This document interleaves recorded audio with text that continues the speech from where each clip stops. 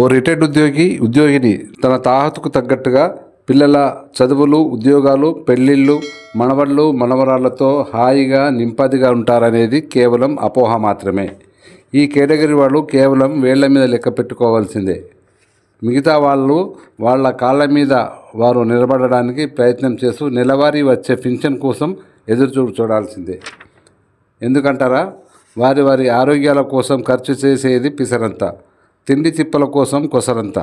వీరి ధ్యాసంతా వారి వారి కడుపులో పుట్టిన బిడ్డలు భావితరాల మీదే ఉంటుంది.